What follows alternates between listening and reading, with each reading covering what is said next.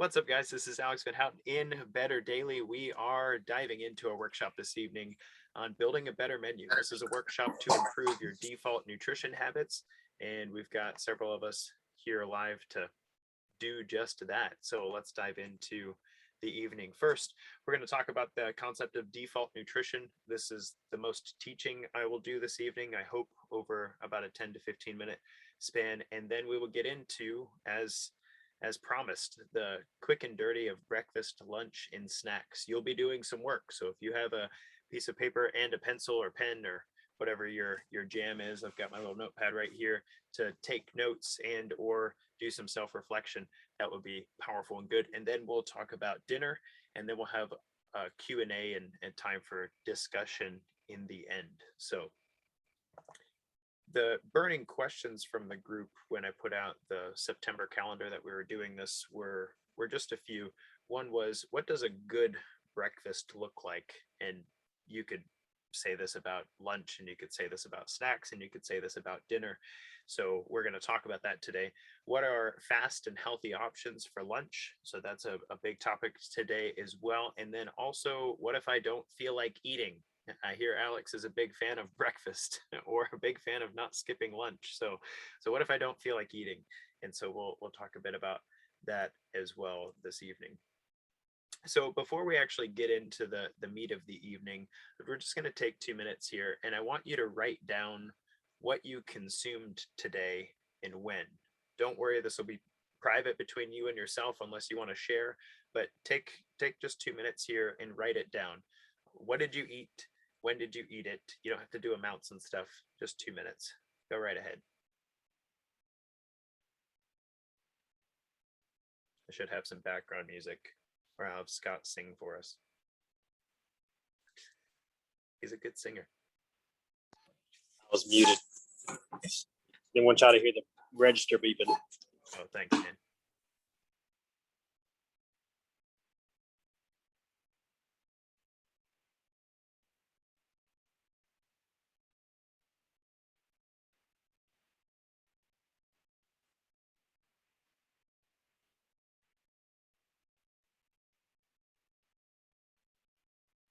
Doing good. We've got 90 seconds.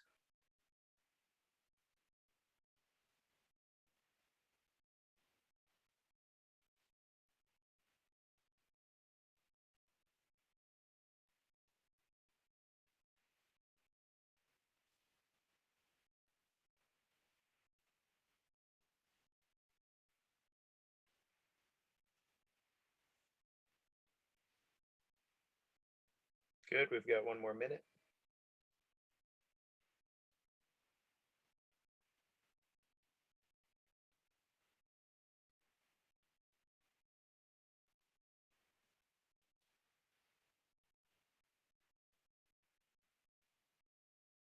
I see some furious writing going on. Keep up the good work. I know it's hard to remember.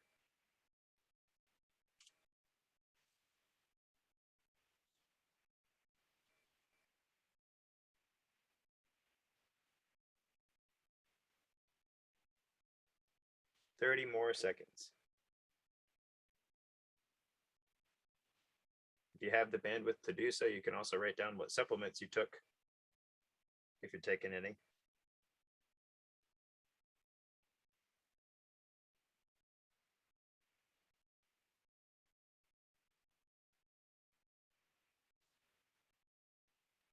Dang it, I forgot what I ate for a snack. Good thing it's on my food journal. All right, time. If you didn't finish, you're out. Get out of here. I'm just kidding. So writing down your breakfast, lunch, dinner, snacks, drinks, and supplements can actually be kind of a difficult thing to do. I mean, it shouldn't be hard to recall what we've eaten all day. But did anybody have a hard time with that? Show of hands, just like, hey, remember what I ate for breakfast? Got a couple hands. Yeah. I track everything on my Fitness Pal. There you go.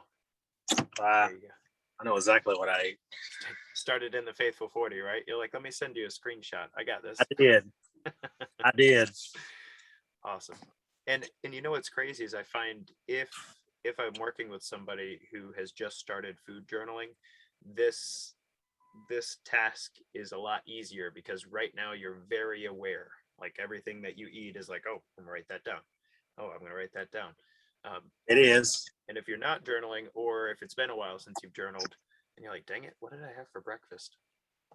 So tonight, one of the things that we'll look at is what we ate today versus the information that I bring to you.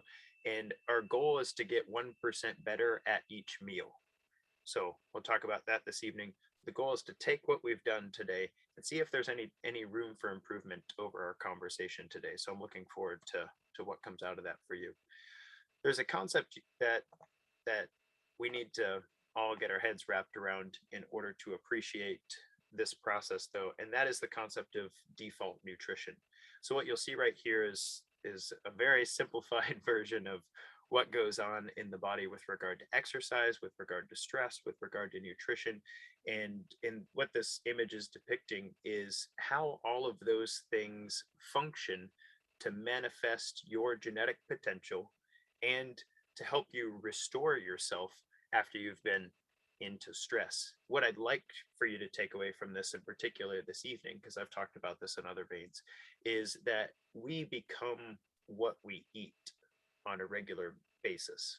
Default nutrition. If anybody listening has read the book Atomic Habits, nutrition defaults kind of falls really well into that ethos, the idea that there are these small things that we can change that over time make a very big difference. For instance, if while you were writing today at lunch, and perhaps you didn't get enough protein at lunch, perhaps you were 20 grams shorter than you should be in order to meet a good protein goal for your health and fitness goals, then just making the small change of adding a little more protein to your lunch might not make a big difference today, might not make a big difference tomorrow, but over the span of the next few years, it could make a big difference in your muscle composition, in your metabolic rate, in how much fat you might have on your body, how satiated you are at dinner time on a regular basis. There's a bunch of different things that your nutrition input, you can see in the bottom left there, your nutrition input influences. It influences internal messengers like hormones, it influences your microbiome, it influences inflammation markers. And then on the other side of the DNA equation, it also influences your reconstruction, the ability to build your cells back stronger, your resilience, that's your body's ability to stand up to stress, and then proliferation, that's how quickly your body is able to turn over and create new cells. And so default nutrition is the idea that if you didn't change anything about your day, if nothing crazy happened, or maybe even if crazy things happen, what is your default? What is normal for you to consume on a regular basis? And when I speak with nutrition or speak with clients about nutrition, oftentimes people want to know about that extra stuff, not the default. They want to know about the extra stuff. What supplements should I take? What should I be eating after my workouts? And those things are good, but they make up a very small percentage of what actually changes us over time with regard to our nutrition practices. And tonight, I hope in building a better menu together that will address those default nutrition things, right? So here's some quick tips. If you don't take anything else away from me tonight, or you're one who likes to take notes and get some bullet points on the docket really quickly, here are some bullet points for you, 5 of them. If you don't take other things away from me this evening, here are your cliff notes. 1, eat a bigger breakfast and eat a smaller everything else. That from a scientific perspective, a bigger breakfast is going to suit you better from a health and fitness perspective than having the majority of your food later in the day. There are a few different reasons for that we can get into, but for now, I'll just say if we can get more of our energy, more of our fuel, more of our protein, all that stuff toward the beginning of the day and dissipate as the day goes on, that will be beneficial and good for all of us. So if your 1% is just taking a little bit of the fiber and fats you would eat at dinner and getting them earlier in the day, say around breakfast or lunchtime, that would be a very positive and progressive thing for you to do with your diet. Number 2, protein, fiber, and fat. Those make up a well-rounded menu item. Protein, fiber, and fat. So when you're like, what should I have for breakfast? What should I have for lunch? What should I have for dinner? You can build a good meal out of saying, what's my source of protein?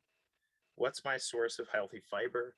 What's my source of healthy fats? And if you can answer those three questions, usually that's a great meal. And where I find things are lacking or difficult is when those three questions are kind of like a side note. So that might, when I was a kid, spaghetti and meatballs was a lot of spaghetti, some sauce, and then maybe a meatball or two. Whereas as we become adults and we need less carbohydrates on a regular basis because we're not growing, then or perhaps we're not training for a half marathon like some people on this call, then you don't need a whole plate of spaghetti noodles. You might have noodles and you might have meatballs, you might have some mushrooms, and then you might have a smaller side of noodles so that the noodles aren't the mountain on which you put meatballs. Right? That's protein, fiber, and fat instead of carbs. And then I hope I got some proteins and maybe some fibers and fats in there. Number three, nutrition is never perfect. Nutrition's never perfect. Our goal tonight is to find our 1% better.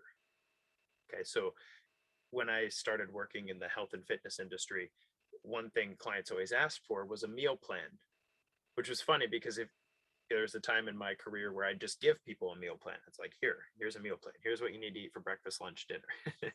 And they wouldn't do it. So like, oh, okay, well, I tried. But if I don't give it, then they ask. And so I'm like, well, if I give it to you, you're not gonna do it. The point is, nutrition is a very complex thing. Sometimes your body needs different things from a day-to-day basis. If I'm recovering from a leg workout, I need a different nutrient profile than, if I've gotten to rest for 2 days. That my body needs different things. My body might need something different from me if today is a really stressful day at work compared to a relaxing weekend day, right? Or if you're in my life hanging out with two young kids, the days are much more active when I'm spending all the time with them rather than the work day itself. So I might need a little more food on those days, right? But nutrition's never perfect. It's an evolving process. You're still learning your body. We've got some people live on the call right now who have been through childbirth and lactation. Like, whatever you thought you needed to eat before changes a lot around those times. Or if you've gone through something like menopause, where your body changes from the inside, that can shift what you need from a nutrient perspective. And then perhaps you are wrestling with some kind of medical issue that you are trying to tackle and get a good grip on, or perhaps you're wrestling with a medication that you've started. Those things can change what it is that your body needs from a nutrition perspective. So number three, nutrition's never perfect. Our goal tonight is to find our 1% better. The fourth thing I'll say is we're not trying to change too much too fast. So tonight I promised you that we were going to go through each meal, breakfast, lunch, and dinner. I'm going to give you some examples of things that work well in my nutrition and that have worked well for other clients. If you take tonight's workshop and you go, this is what Alex said to eat, I'm going to change everything I do and do this tomorrow, that might not work out very well for you. It might work great for like a day, maybe two. But the problem with changing everything at once is that it probably won't stick. That's the thing about making very big changes. It's better to make smaller changes and be consistent with them. And the last thing I'll say, number five, is in the long term, you're much better off doing tweaks and trades than elimination. So let's say you're a Diet Coke drinker and you drink Diet Coke 5 times a day. And after tonight's conversation, you're like, I need to stop drinking Diet Coke. But you know how long that's probably going to last without a backup plan? It's probably not. I mean, if you want to test your willpower, have at it. But it's usually easier from a psychological perspective to say, okay, right now I'm drinking 5 Diet Cokes. In the morning, I'm going to replace 2 of those with some tea, and I'm going to find a tea that I like and see how that goes. I'm going to experiment with tea instead of Diet Coke. And it might not be a fast process. You might wish you could drop things a little bit faster than that. But that actually, from a psychological perspective, is much more robust. That lets you create new habits. And perhaps in your mind, you'll start to become a tea drinker rather than a Diet Coke drinker. And suddenly you don't really care for Diet Coke as much as you care for your tea. And I know that sounds crazy if you're a Diet Coke drinker, but it's the truth. So in the long term, tweaks and trades are much better than elimination. So last piece of teaching here, and then we'll get to the actual workshop piece. So the point of this slide is to show you that nutrition is complicated, and in the food that you eat is more than calories. So here are some questions worth asking about your food. These are in your slide notes, so you're welcome to reference them later. Is this food the best that I can come up with for my microbiome? Is this food helpful to my macronutrient needs? Is this food fueling my exercise and recovery well? Is this food making my life more or less stressful? Do I care for this food? Am I willing to develop a taste for this food? Sardines. I'm just kidding. Is the food covering up a deeper problem? Is there anything better? So our food can require a lot of considerations: what we're willing to eat, what we're willing to buy, how expensive it is, how long it takes to make it, whether or not our family will eat it too, whether or not it goes bad in the fridge before we can eat it, all of those things. And you know those things better than I do. So as we're going through our workshop this evening, I hope you'll take the tenets from what we talk about and work to improve each piece of your menu accordingly. We've got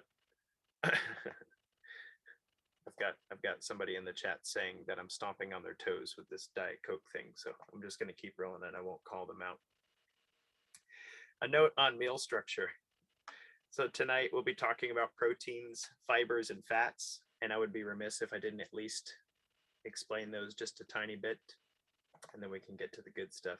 So your proteins are building blocks for nerves, tendons, ligaments, bones, muscles, organs. If nobody ever told you, you are composed of mostly water and protein.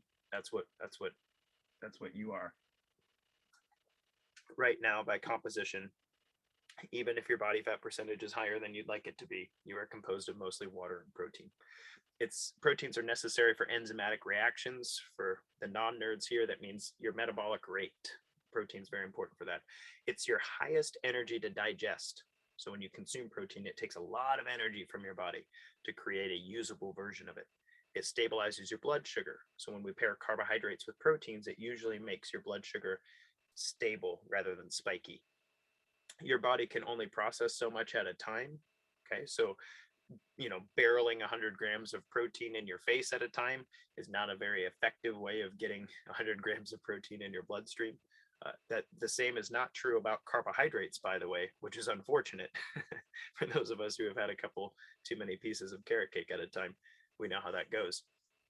And then if you're interested in the amounts, 0.8 to 1 gram per pound per day of lean body mass, which I've talked about elsewhere. We can get into it tonight if you like, but we need more as we age. The older we get, the more protein we need because it's harder for us to break it down. Then we have fiber. Fiber, you can think of this as your carbohydrate bucket. I like to emphasize fiber because fiber first, energy, carbohydrates thereafter. So they're usually an energy source. Beans are a source of fiber, but they're also a source of carbohydrates. Oatmeal is a fiber, but it's also a source of carbohydrates. Fruits are a fiber, but they're also a source of carbohydrates. I think you get the picture. It feeds the microbiome. So fiber is a very important part of keeping the bacterial colonies in our gut happy and healthy. It keeps you regular. So it helps things to move through the digestive tract at the rate they're supposed to. Lowers blood sugar. So when carbohydrates are paired with fibers, like berries, for instance, there's 7 grams of sugar in a cup of blackberries, and there's about 8 grams of fiber in a cup of blackberries. So your blood sugar stays nice and stable when you eat blackberries. Whereas a banana has about 20 grams of sugar and 0 grams of fiber. And so when you eat a banana, a ripe banana, your blood sugar tends to go up much faster. About 20 to 40 grams per day is the daily need. Males need more.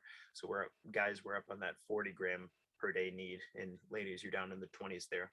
And then carbs are consumed as needed for exercise intensity. So tonight you'll see some ranges when I talk about different meals, what would be optimal.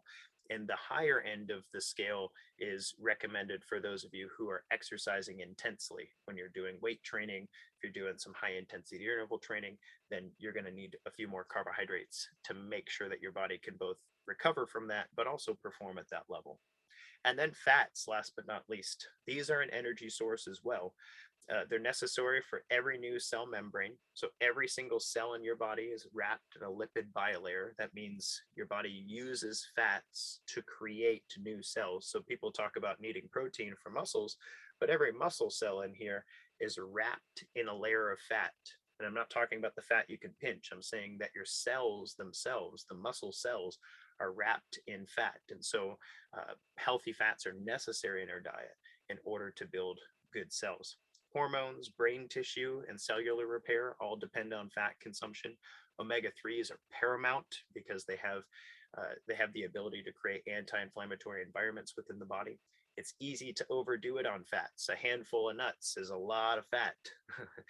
A bag of potato chips is a lot of fat. Fat is so energy dense that it's really easy to add a lot of fat to your diet on accident, which is not really the case with regard to carbs and proteins.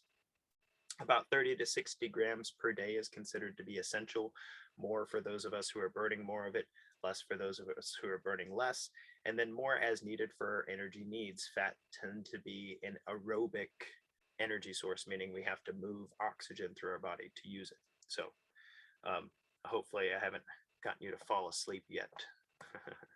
So have I generated any thoughts, questions from you guys? And in the meantime, has anybody taken anything meaningful away thus far that they don't mind sharing with the group? Hey, Alex, when we talk about daily protein, the 0.8 to 1 gram, what's your recommendation on that if somebody's not in a maintenance mode? Should that be based on your goal weight? Either you're looking to drop weight, or potentially if you have somebody who's trying to gain weight, increase their body weight. Should that daily protein be somewhere between their current weight and their goal weight? Should it be at their goal weight? What's the recommendation there? That's such a good question. So the recommendation I'm making here comes out of the sports medicine literature, and the big caveat is lean body mass, right? So when you look at total body weight, like you'll see, let's say you weigh 220 pounds and you want to be 170 pounds, then they'll say whatever weight you want to be, eat that many grams of protein. That's kind of like a pencil whipped calculation. It's like it's kind of close, right? This number is more like how much lean body mass do you have? So if you're 220 pounds and you're 20% body fat, that means you have 40 pounds of fat on you, which means you have about 180 pounds of lean mass. When you consume 180 grams of protein daily, you're sending the signal to your body to maintain your lean mass.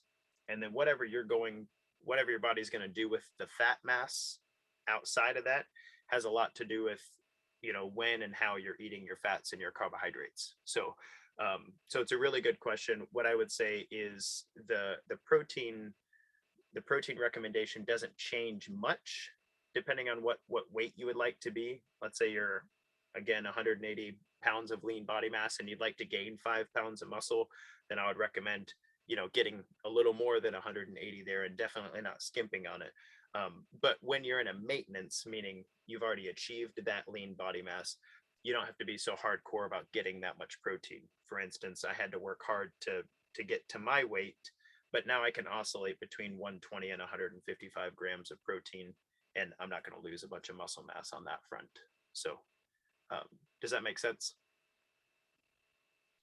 Awesome. Yeah, think of protein as the maintenance of healthy metabolic tissue. And so this number coming from the lean body mass number is helpful. And if you don't have a good idea of what your body fat is, message me in the Better Daily. I'll help you figure that out.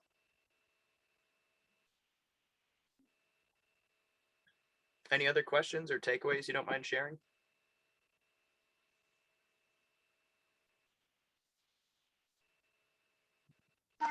I tend to get all my protein like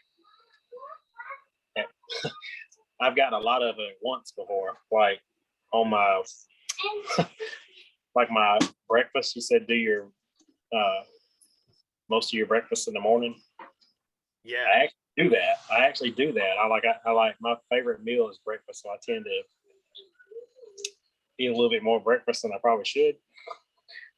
But like this morning, it was easily like 70 grams of protein. Mm. So I to hear you talk about spreading it out, I was like, ooh, maybe I've been doing it wrong. I mean, that is quite a bit of Like protein. I'm nutrition illiterate, so I mean, first of all, good job getting a big breakfast. Like that for a lot of people clears up a lot of issues in snacking during the day and nighttime snacking. Because you know what will happen is if you don't eat enough throughout the day, and then all of a sudden you're at dinner, you find yourself having a second and third helping, you know, putting away 70 grams of protein, and then going to lay down and try to sleep while your body's got to digest all that. It doesn't work out very well for most people. Yeah.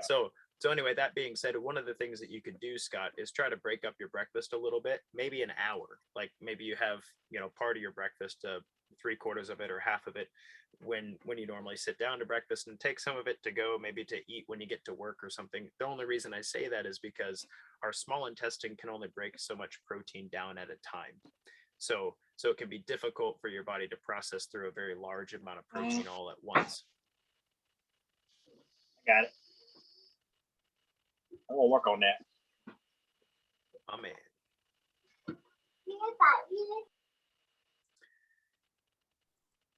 Mark says, I find getting my protein requires some real effort. Yeah, it really does. It takes a very conscious effort to make sure that you're consuming a decent amount of protein in a day. And you know, that should be a natural thing for us, but we have so many carbs and fats available that biologically speaking, we didn't always have available.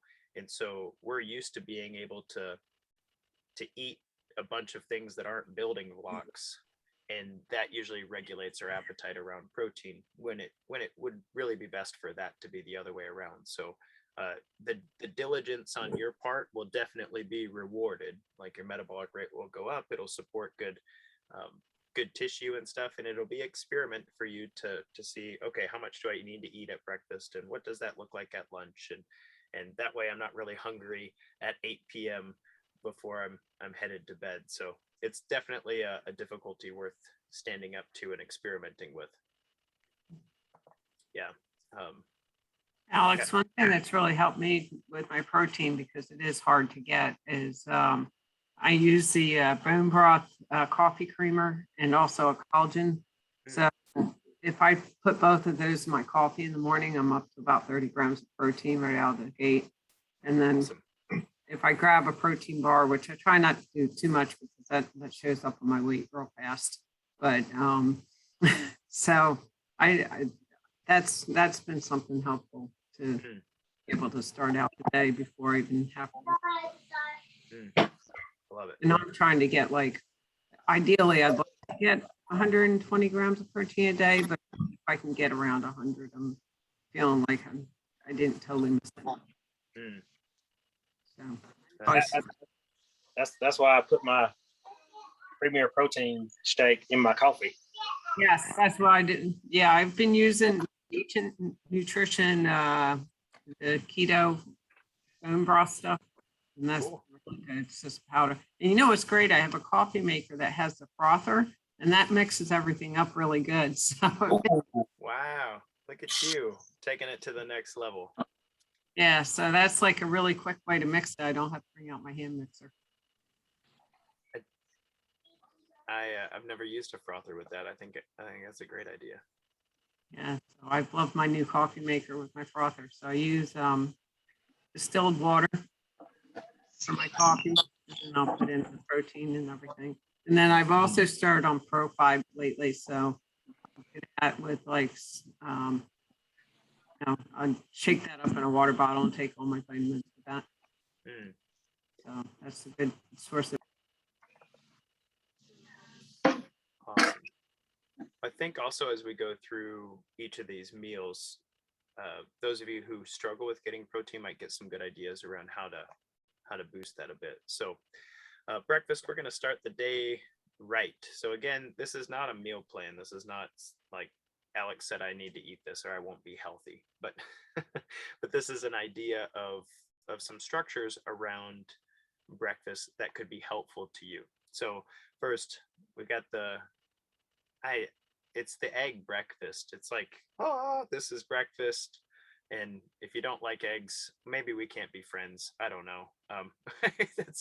It's pretty close to the table stakes, but right up there with whether or not you like my wife. I'm just kidding. So protein, fat, and fiber here. Protein, a couple of eggs can go a long way in meeting your protein needs. So 2 to 6 eggs here, and you're like, whoa, 6 eggs? Yeah, some people can consume that, and some people have a small enough dinner that makes sense. But that would be about 12 to 36 grams of protein. Each egg has 6 to 7 grams of protein in it. But eggs also carry a lot of fat with them. So 10 to 30 grams of fat right there in the egg breakfast. If you are somebody who is working to curb fats in your day, perhaps you'd prefer to have more fats at lunch and dinner, or perhaps there's some reasons that you should have a lower fat intake. Let's say your triglycerides or LDL cholesterol are relatively high, then you can use some egg whites in your morning as well. I don't like to recommend egg whites only because most of the good stuff in eggs, most of the vitamins and minerals, those are in the yolk, man, and that's where the fat is. So I think of them as nature's multivitamin. And if I can get 1 or 2 eggs, and then if you need some more protein in your breakfast, add some egg whites to that if you're trying to curb your fats, then that's a really good way to do things. For a fiber with your egg breakfast, you can do berries, oats, peppers, maybe some toast, maybe some potatoes if that's your thing. You can get 10 to 60 grams of carbs out of that, depending on your serving size, and about 3 to 10 grams of fiber out of those things as well. Now, if you're picturing like I'm a king and I have like a beautiful frittata, all chopped up tiny veggies, and you're like, man, there's no way I have time for that. I don't have time for that either. I have a 2-year-old and a 6-year-old, and we have to get out the door and to school and stuff on a regular basis. So nobody's chopping jack up. We've got our little snack peppers on the side of the thing. We have them start on those while we're making the eggs. We put some berries on their plate too. I put the berries and the eggs and the peppers on my plate, and I'm just, yum. Yeah. Breakfast in the Van Houten household works, but it's very utilitarian. And then fats, you can do, real butter on your toast. And I say real because we have everything but butter, it seems like, in the grocery store sometimes, but there's real butter there too. You can find it. And then even bacon grease. Bacon grease is a great thing to cook your eggs in. You don't need a whole bunch of it. A little tiny bit goes a long way, but adding about 5 to 10 grams of fat there if you need to. You don't have to, but if you need to. The benefits of this particular breakfast is super high nutrient, high fiber, high protein, healthy fats. And then egg yolks have lots of nutrients and lots of fats, subbing egg whites. If you're subbing egg whites instead, make sure that you're getting a multivitamin in your morning, because you're missing out on a good, decent amount of vitamins from the yolk there. And then the other breakfast, I find, like, anybody else like this, if I find a meal I like, I just eat it every day. I don't even care. Like, I just eat the same thing anyway. Okay, we got 1 of you, 2, 3 of you. Okay, and then 4 of you. Then some people are like my wife, and if she ate the same thing every day, she'd be mad about it, like legit angry that this is what we eat every day. So she likes to have about 2 breakfasts that she can swap out, and that makes her happy. Like, I have eggs today, and I have my smoothie today, and she's good with that. Anybody else like that? Like, you like a little variety in your breakfast? No, I've got some head shakes, maybe a few nods. Okay, yeah. If food could come in Food, I a don't pill. care. Sorry, what's that, brother? I said it's food. I don't care. I've had a few clients say this, and I feel them. If food could come in a pill, it would be really tempting. But just take what I need, move on. That would be great. But anyway, so for those of you who need a second option, I also find smoothies to be a really nice construct for breakfast. So like a protein powder or Greek yogurt. And Greek yogurt's nice because you can manipulate how much fat you're getting from it. Could be full fat, could be middle fat, could be fat free. So you get 20 to 40 grams of protein from that with minimal carbs and fats. For your fibers, you can use things like frozen berries. Again, the oats are Remember the first time I added oats to a smoothie, I was like, this is kind of weird going down, but it works. You can do that. Greens, so really, really posh folks like to add kale and spinach to their thing. I don't know. I get spinach stuck in my teeth every time I do that. But you can do that, and it's not bad. You know, you don't actually taste the greens so much. And then honey. I put honey in there. I know it's not technically a fiber, but the oligosaccharides in honey are prebiotic in the sense that they feed your microbiome as well, and they tend not to spike your blood sugar as high as something like sugar, or adding apples or orange juice to a smoothie. And then fat, you can get ground flaxseed, which is actually really good for estrogen, really good for getting rid of excess estrogens, and avocado as well. And you can add, a few grams of fat there, depending on how much you add, and you can also add some fiber. So super high nutrient, fiber, protein, healthy fats. And if you need some more breakfast, you can make 1.5 or 2 of these smoothies and consume it in 2 sittings. I have a client who drinks part of his smoothie before we work out and part of his smoothie after we work out on the way to work. So, that's an option if you kind of like Scott, you're trying to get 70 grams of protein in your breakfast. Doing that all at once is probably not optimal, but if you can give yourself an hour in there where you're consuming your breakfast like that, it'll work out much better. And then morning supplements, you don't have to take these, but this is if needed or recommended. I usually recommend taking your multi in the morning. I usually recommend taking your vitamin D in the morning, and I usually recommend taking your fish oil in the morning. That's something you're doing. And then common issues, if you have a really busy, hectic morning ahead of you, anytime you can pre-make something, please do. I have a friend of mine who has, for as long as I've known her, boiled like 21 eggs a week, because she just keeps boiled eggs in her refrigerator, and it's just really easy. I get up in the morning, I grab my boiled eggs, I throw my salt on them, and like, done. That was easy. Like, I got my eggs, man. So if you need that, if that's one of the things that gets you, I had a client who was like, oh, the best I can do is grab a Pop-Tart running out the door. I'm like, first of all, you can run out the door and grab something way better than that. Second of all, if you're going to grab a Pop-Tart running out the door, grab at least 2 boiled eggs and eat them on the way to anything but a Pop-Tart first thing in the morning. Come on, man. That's only on leg day. So outside of that, take a moment after looking that and write down how tomorrow's breakfast might be better than today's. And while we're doing that, if there are questions that I've brought up for you for breakfast, go ahead and unmute and throw it down.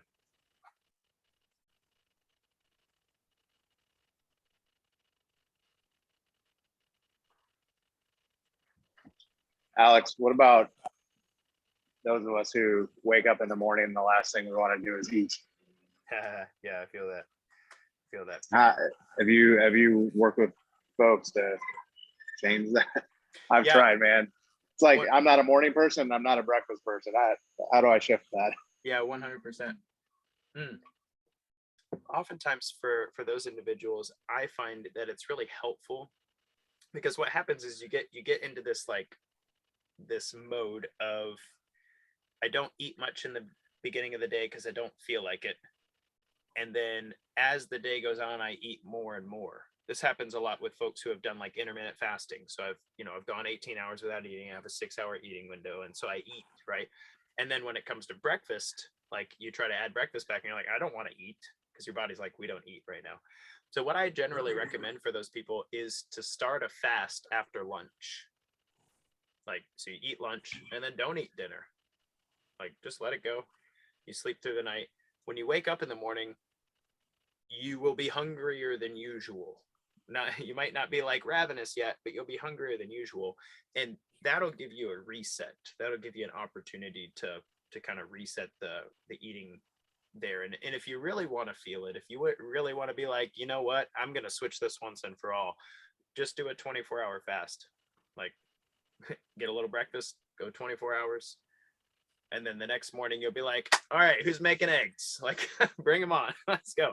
And then that'll flip relatively quick for you. So that's been my experience. It's, some people will say, I'm not a morning person, so I don't want breakfast. And I think that's I think that's a self-defeating way to think about things, because for most people, especially men, our metabolism is somewhere in the neighborhood of 30 to 40% higher in the morning hours. So between 6 a.m. and 10 a.m., our metabolism can be much higher if we feed it that way. So research actually shows that if you take an isocaloric diet, so like you take somebody who's eating 2,200 calories a day, and if you take a control group and make them split the meals up exactly the same across the day, so 2,200 divided by 4 across the day, or if you take the other group and you have them stack 3/4 of their calories before noon, which is a lot, by the way. That's a huge amount of breakfast and lunch. Like that's like a king's buffet. and then they have a very, very light dinner. What you'll find is at the end of the study, at the end of the 8-week isocaloric diet, these men who ate the larger breakfasts lost 4% body fat compared to the other group in 8 weeks. So just switching and I mean, that's a control group, a really simple trial to do. They found better body composition simply because their metabolic rate was higher when they were eating. Wow, thanks. That's really compelling. You got it, man. Give it a shot. Let me know how it goes. One day fast usually resets it pretty quick. Love it. Any other questions or thoughts after you've written down how tomorrow's breakfast might be better than today's? I'll confess to you guys, as fall starts up, I need to get back on my vitamin D regularly, because I'm outside in the sun, and that's what I do during the summer. But right now I'm really bad about taking my supplements at breakfast. I'm not going to blame it on my 2-year-old, but he might have something to do with it. Blame it on your 2-year-old without blaming it on your 2-year-old.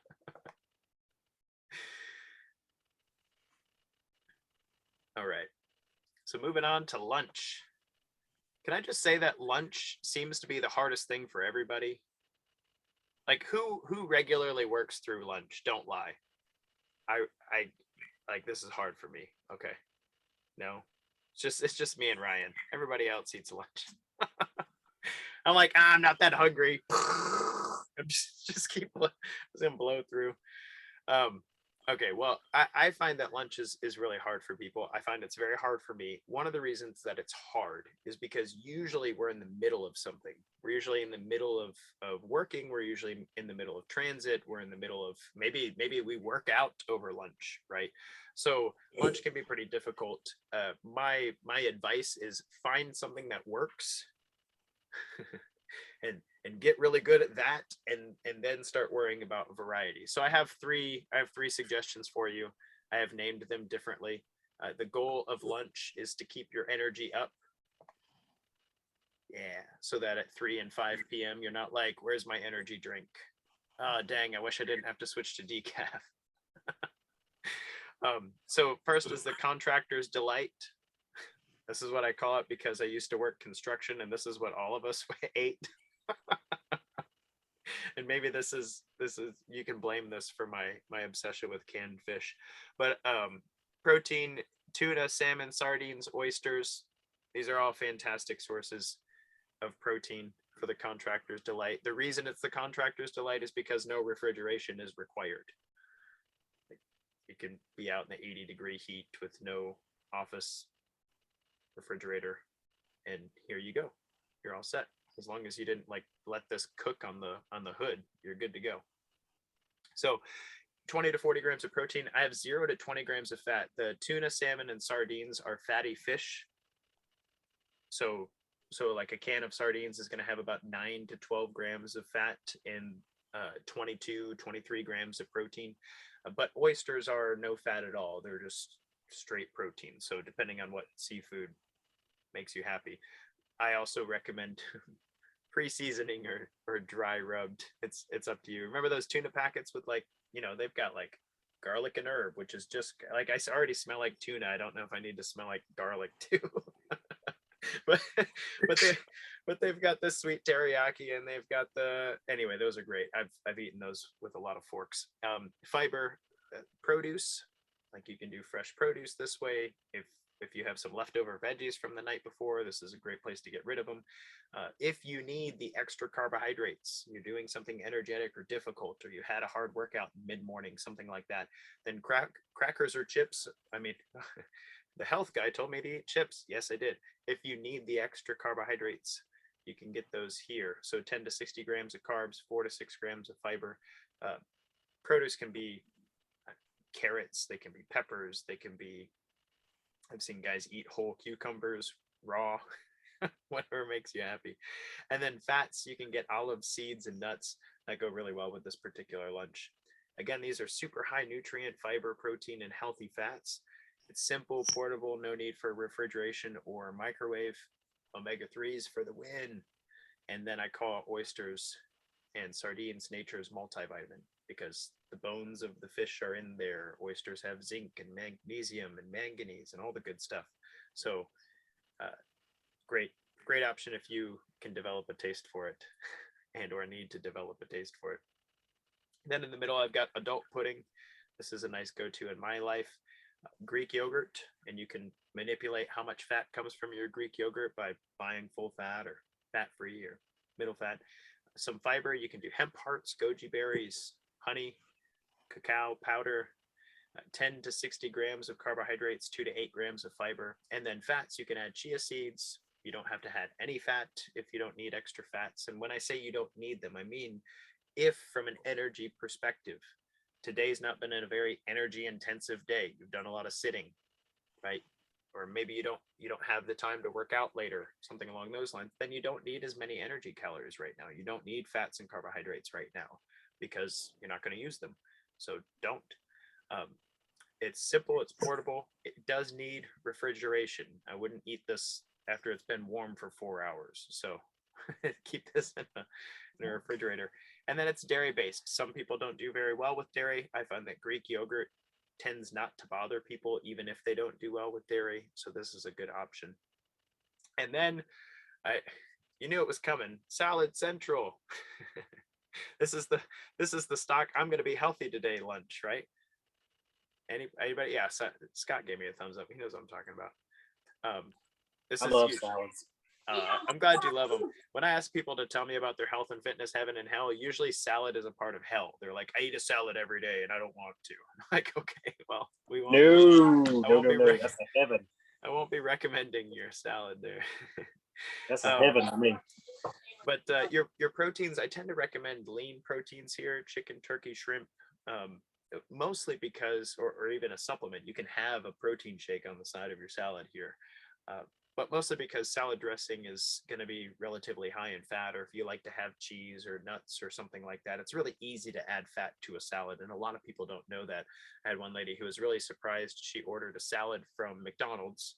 She was like, I'm going to be healthy. McDonald's is right next to work. I'm going to get my salad. And she was surprised to find that there was more fat in her salad than a quarter pounder with cheese. And she was like, how is that possible?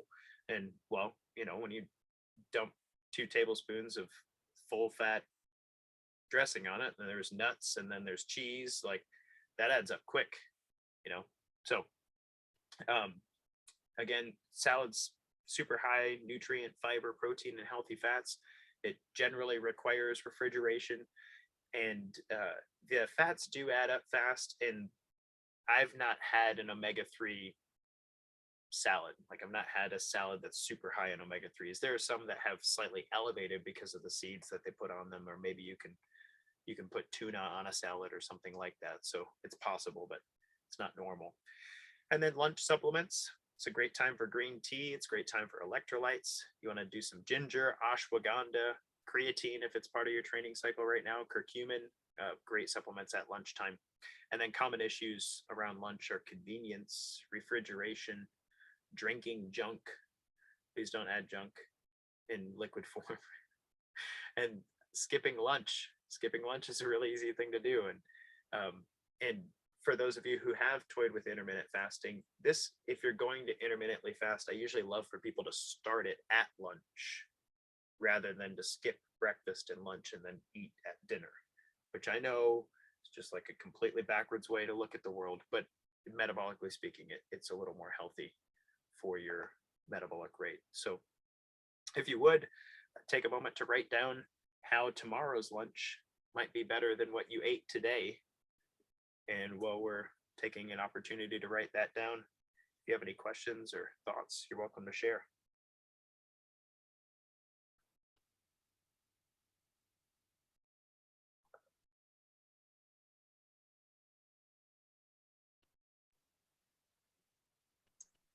Hey, Alex.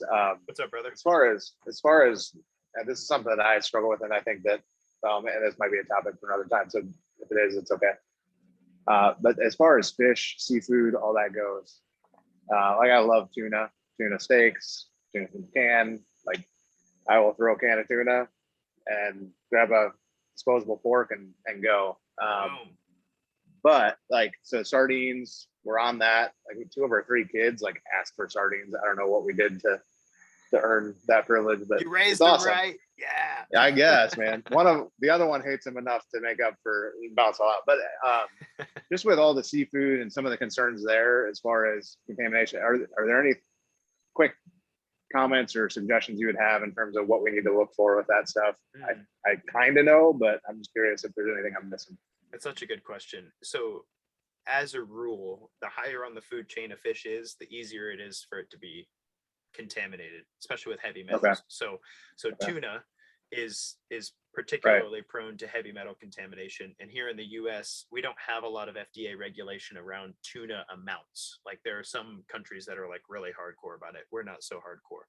That said, for a guy your size, tuna 5 days a week, in a lunch packet, 2 lunch packets in a day, that's likely not going to result in mercury poisoning for you. Like, the FDA is not letting, straight thermometers be broken in our tuna, wink, wink, but that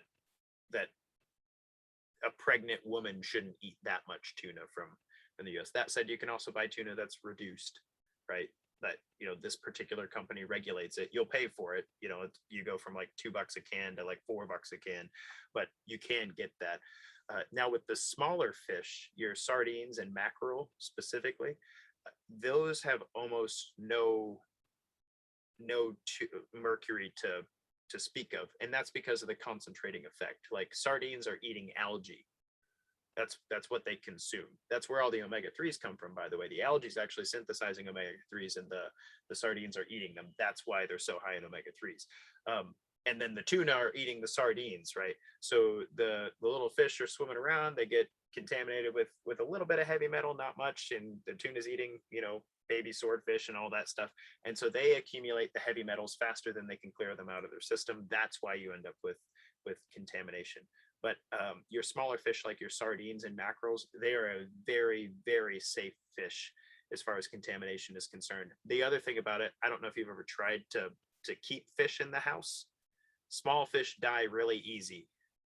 So like you can't raise sardines in a contaminated environment. That just doesn't work. They just die. So they don't grow, and then you don't get to eat them. So anyway, that said, the larger fish, they offer the opportunity for a lot more contamination, which is why somebody shouldn't eat a lot of swordfish or shark or that sort of stuff. It sounds really exotic, but those bigger fish are much more forgiving and accumulate a lot more toxins than your little fish. So you're really safe with sardines, mackerel. Salmon's kind of in the middle there, but it's not nearly as possible to contaminate salmon as much as it is tuna. And then tuna is as far as the fatty fish are concerned, it's one of the dirtier ones, but it's not as dirty as something like tilapia or swordfish or those sorts of things. Awesome. That's super helpful. Awesome. Guide as far Great as size question. of fish. Yeah. Thank you for asking. Yeah. The bigger the fish, the bigger the toxins. I don't know if that's a 1-to-1 correlation, but I'll say it. It's pretty close. Well, that's great. It's great for me because I probably have a tuna fillet once a week and then a can or 2 of tuna. So it sounds like I can get away with a little bit more. Yeah, you could. Yeah, that's Okay. good. Cool. Any other thoughts, questions over lunch? I ended up getting one of those big cans of tuna from Sam's Club and didn't realize how much tuna is in there. So I opened it up on Monday thinking I'd be eating it this week. Well, needless to say, I ate it for 4 days straight and still ended up putting most of it into the freezer. So Take that. That's a good life hack, by the way. You can store a lot of things in the freezer. A lot of people forget you can just throw it in a freezer bag. yeah, I put it in little containers so it's easy to take out. So now I have a other salmon burger that I cooked tonight for lunch tomorrow and after lunch tomorrow. But I'll do that with like carrots or whatever vegetables. I get a huge thing of vegetables every week, so I try to grab vegetables and a piece of fruit for lunch with whatever, whether it be eggs or salmon or tuna. It's usually my go-tos. There's a question in the chat about estrogen boosting foods. The question was, hey, do I need to watch out for estrogen boosting foods around menopause? And I think this is particular in reference to ground flaxseed. When I mentioned ground flaxseed for breakfast, let me clarify. Ground flaxseed has a compound in it that can reduce estrogen, that can reduce specifically estrone. So estrogen exists in two forms in the body. Well, it actually exists in a few others, but primarily two forms. So we have estrogen, which is estradiol. That's the good stuff. Female or male, it's the good stuff. Males, we don't need as much of it. Estradiol eventually turns into testosterone in our body. But for females, estradiol is what brings on the secondary sex characteristics, keeps mood nice and stable and happy, and kind of ups the serotonin in the brain. Then there's esterone.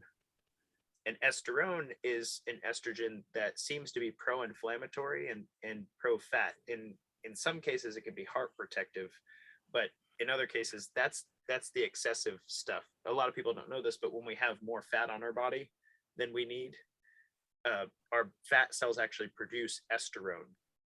So they produce an excess estrogen. For guys, that's where we get the man boob thing, is low testosterone plus too much fat equals estrone. And then we start, doing the man boob thing.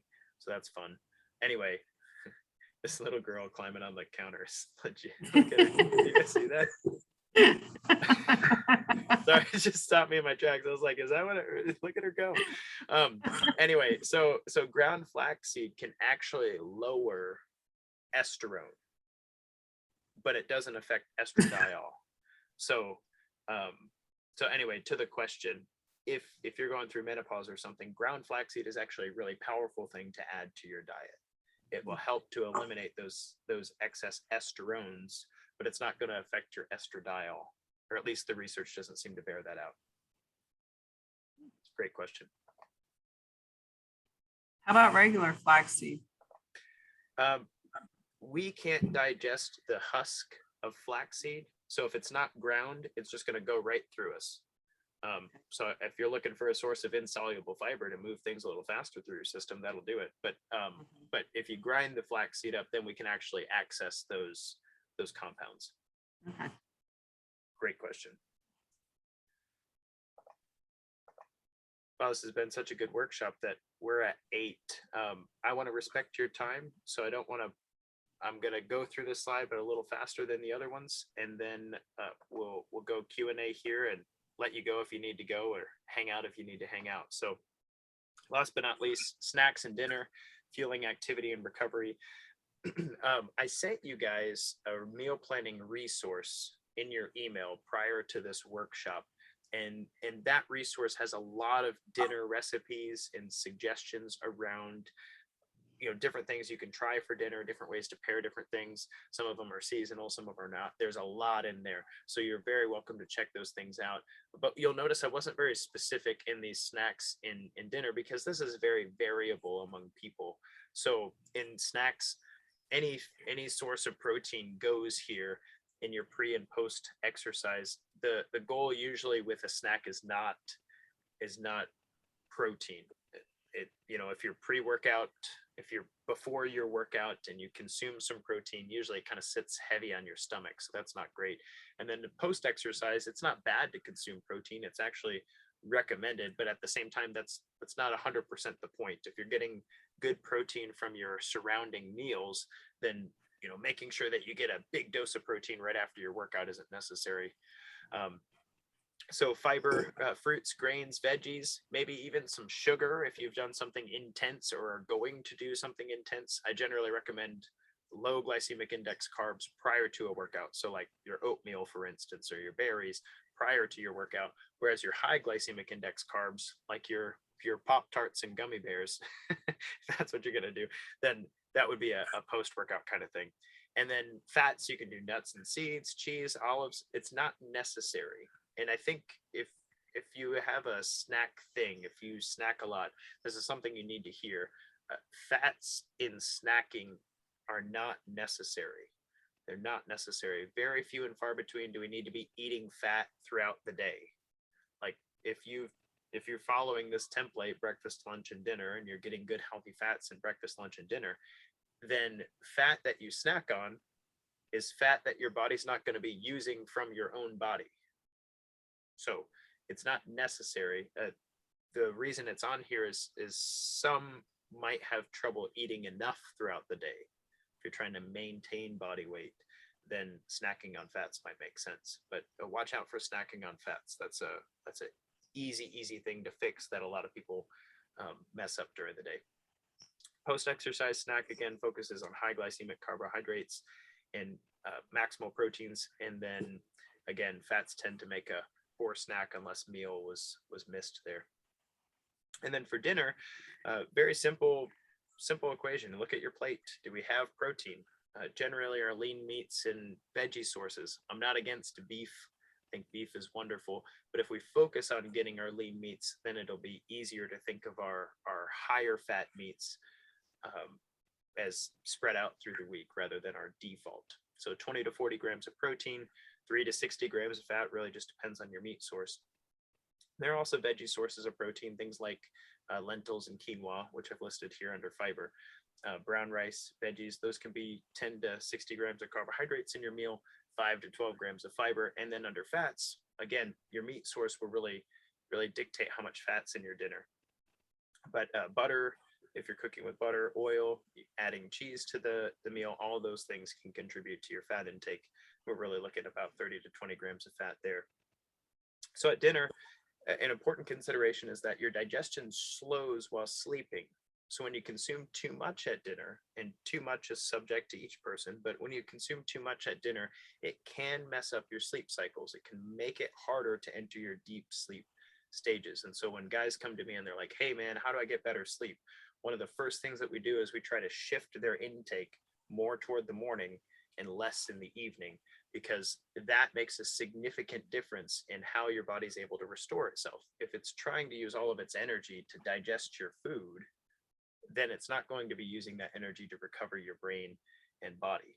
So that's not so good. Also, if you have body composition goals and your body's breaking down a whole bunch of your dinner after you go to sleep, then where is all that energy going to go? You're not really using it. You're not really up and at them, So then it's going to be stored for you to use the next day. And if you have body composition goals, you're trying to lower your body fat percentage or raise your muscles, then that's an important consideration. Also, leftovers make great lunches. And I would be remiss here if I didn't say something about alcohol with regard to health, with regard to our default dinner and doing good things for our body. Alcohol is not a necessary nutrient.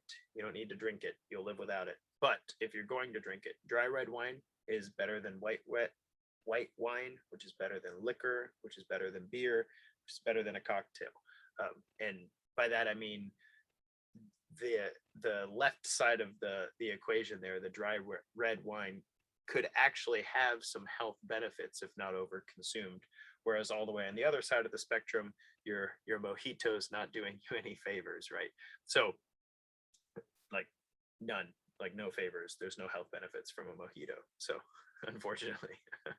So anyway, that said, dinner, that's a helpful template for you. And then in the evening supplements are things like L-theanine, which will help to focus the mind and make it easier to lay down on the pillow and not have your mind spinning. Magnesium, I recommend that pretty frequently to help relax the body and deepen sleep. Branched chain amino acids, perhaps if you didn't get enough protein today, or you're in a muscle growth phase, to let those kind of dissipate over the night. And then lavender or chamomile tea can be a part of helping you relax and get in a good restful state. There's more you could say about sleep and supplements, but we've spoken about that elsewhere, and we're coming up on time here. And then common issues, lack of planning. If you don't have the food you need, it's hard. You gotta run out and go get something. Eating with others. Maybe what I want to eat for dinner is not what Kristen wants to eat for dinner. That's my wife. And so we gotta negotiate that, nighttime snacking and alcohol intake can also be common issues in the evening as well. So I'd like everybody to take just a moment and write down how perhaps tomorrow's dinner could be better than today's. Some of you are like, eat less dinner. Got it. Thanks, Alex. Thanks for messing up my day. Not eat less dinner.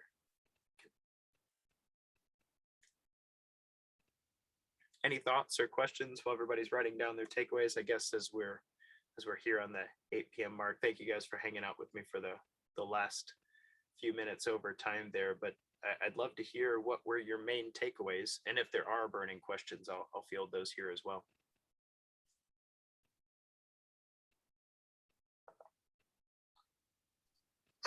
Hey, Alex. Yeah. My main takeaway is that the default meals that I eat every day are doing my body just fine. Oh, good. But I do eat the same thing every meal every day. And I know you've said that we have to mix it up sometime just for our gut. But I feel really good eating the same thing every meal, every time. That's really not a problem for me. Or is that something I'm just totally missing? No, I think that's, first of all, if you're in that place, you've made it. Nice job.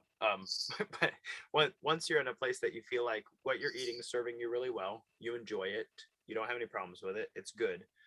Then when it comes to adding variety, it's usually a simple switch every time you go to the grocery store. Hey, I normally eat these veggies at lunch. I'm going to switch them out for those veggies. Or I normally have this fish with my I don't know, dinner, and I'm going to eat that fish instead. Like I can swap those things out. So it's just a matter of knowing what things are relatively equivalent that you're willing to eat, and experimenting with swapping those things out. I'm really glad that you've found a day that works really well for you.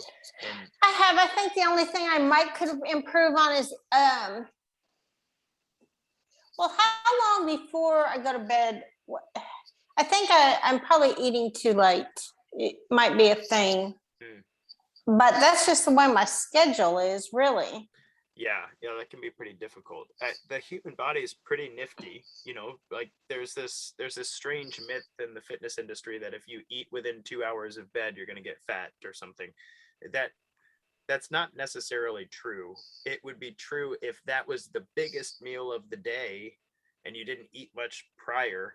And so I had my whole day's worth of calories 2 hours before bed. Yeah, sure. That's not going to be okay. But if you're having, a pretty decent spread of your caloric intake throughout the day, and it just so happens that your dinner's pretty late, but it's lighter and it's not huge, it's not going to be bothersome to you. I doubt you're experiencing sleep disturbances because of that. Okay. Thank you. Yeah, you got it. I don't know about you guys, but like Thanksgiving, you eat a whole bunch. Does everybody want to like sleep at 3 p.m.? Like we're really good at that. Like I'm gonna eat a bunch. Boom. I'm gonna hibernate like a bear in the middle of the day. Yeah. I'm working on it. One thing I noticed, and maybe it's just because I don't get enough sleep, but I can literally have a cup of coffee like 9-10 at night and down to sleep. That's like a superpower. Yeah, that is a superpower. I have to have decaf. Unless if you're trying to stay awake, it's not a superpower. Oh, hey, fair enough. That's Yeah. we always go to these church functions and they hand me a cup of coffee at like 7 and I'm like, I can't drink this. My wife will kick me out of the house because I'll be like 10 p.m. like, hey, guess what I just read? Like, Yeah. Yeah. like, See, I'm like, sleep. I can have a cup of coffee at 9 and be sound asleep by like 9:05. Yeah, that's a superpower. don't, I mean, I can't even tell you if that's bad for you, because if you can do that, that means your body's doing something different than most. Now, whether or not that's a good habit to get into is another question, but I usually will have 1 cup with breakfast and buy a cup and, half a pot. a mug. I have a carafe of coffee. for breakfast. Pretty much. And then I'll have another one like after my lunch. That's sort of I don't know why. I feel like Well, if you're the person who can drink a cup of coffee and then fall asleep, it's like, why bother at 7 p.m.? Like, do I really need to stay awake? Well, it's not going to help. So, yeah, I really try. Like next week, I'm going to be trying to not eat dinner for a week just to get myself back into where I need to be. So, I mean, I don't eat a ton of dinner anyway. And one real quick cheat that I wanted to put out there is like, sometimes when we order out for like, might be like date night or something, our local like bar restaurant has good keto bowls. So that's what I go to for ordering out is I can get a keto bowl and not completely destroy my diet. So I just figured I'd throw that out there for somebody looking for something quick from a bar place. Yeah, that lunch option I told you guys, the salad, my favorite is actually the side salad from, I say my favorite, I rarely ever do this, but if we are out and about, a side salad from Chick-fil-A with 2 orders of their grilled nuggets on the side. Oh yeah. That's so good. Although I'm always next to Chick-fil-A on Sunday and they're not open, so I don't get the option, but I'm like, doggone it. They just opened one close to us about a mile from here, and I've been very good at not going through very often. So, but yeah, the keto, we have PJ Wellahan around here that's known for their wings, but I've been getting the keto salad. So I'm proud of myself.